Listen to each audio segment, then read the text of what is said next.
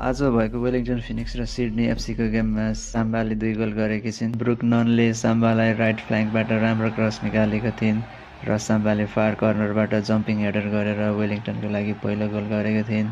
यसअघिको गेमहरूमा closure and closure रहेकी Samba finally उनको गोलहरू आयो खेलको 12 मिनेटभित्र। त्यसपछि साम्बाले थ्रु पास टिममेट मेनलाई र उनले ब्याकहिल पास गरेर ब्याक टु साम्बाले बल कलेक्ट गरेर सुटको लागि लेअफ गरिन्, तर अनफर्चुनेटली पियाले गरेको त्यो सट टप अफ द बारमा लाग्नु पुग्यो। यो एउटा वर्ल्ड क्लास गोल हुन सक्थ्यो अनि साम्बाको असिस्ट। गेमभरि राइट फ्ल्याङ्कबाट चान्स बनाइरहेकी ब्रुक ननले फेरि क्रस गरेको थिइन्। साम्बाले बक्समा राम्रो मुभमेन्ट गरेर डाइभिङ हेडर गरेको थिइन्, तर गोल पोस्टमा लाग्नु पुग्यो। सेकेन्ड हाफमा साम्बालाई राइट विङबाट लफ्टेड पास खेलेको थिइन्। उनकी टिममेटले किपर बल समात्न गोल बाट अघि बढिन्, तर साम्बाले काम कम्पोज्ड भएर slipped it under the keeper to find the back of the net र यसरी उनको टिमले 5-0 को लिड लियो। खेलमा उनले 1v1 को चान्स नि बनाएको थिइन्, तर too many touches in the बक्सको कारणले उनले सर्ट चाँडै गर्न सकेनन् र सिधै किपरलाई लाग्यो। तर पनि टिमले 7-0 ले खेल जित्यो र साम्बाले गोल गर्न सफल रहिन्। आज भएको वेलिङ्टन फिनिक्स र सिडनी एफसीको गेममा साम्बाले 2 गोल गरेकी छिन्। ब्रुक ननले साम्बालाई राइट फ्ल्याङ्कबाट राम्रो क्रस निकालेका थिइन्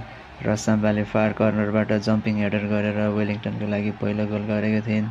यसअघिको गेमहरूमा क्लोजर एन्ड क्लोजर रहेकी साम्बा फाइनली उनको गोलहरू आयो खेलको 12 मिनेटभित्र। त्यसपछि साम्बाले थ्रु पास टिममेट मेनलाई र उनले ब्याकहिल पास गरेर ब्याक टु साम्बाले बल कलेक्ट गरेर सुटको लागि लेअफ गरिन्, तर अनफर्चुनेटली पियाले गरेको त्यो सट टप अफ द बारमा लाग्नु पुग्यो। यो एउटा वर्ल्ड क्लास गोल हुन सक्थ्यो अनि साम्बाको असिस्ट। गेमभरि राइट फ्ल्याङ्कबाट चान्स बनाइरहेकी ब्रुक ननले फेरि क्रस गरेको थिइन्। साम्बाले बक्समा राम्रो मुभमेन्ट गरेर डाइभिङ हेडर गरेको थिइन्, तर गोल पोस्टमा लाग्नु पुग्यो। सेकेन्ड हाफमा साम्बालाई राइट विङबाट लफ्टेड पास खेलेको थिइन्। उनकी टिममेटले किपर बल समात्न गोल बाट अघि बढिन्, तर साम्बाले काम कम्पोज्ड भएर slipped it under the keeper to find the back of the net र यसरी उनको टिमले 5-0 को लिड लियो। खेलमा उनले 1v1 को चान्स नि बनाएको थिइन्, तर too many touches in the बक्सको कारणले उनले सर्ट चाँडै गर्न सकेनन् र सिधै किपरलाई लाग्यो। तर पनि टिमले 7-0 ले खेल जित्यो र साम्बाले गोल गर्न सफल रहिन्।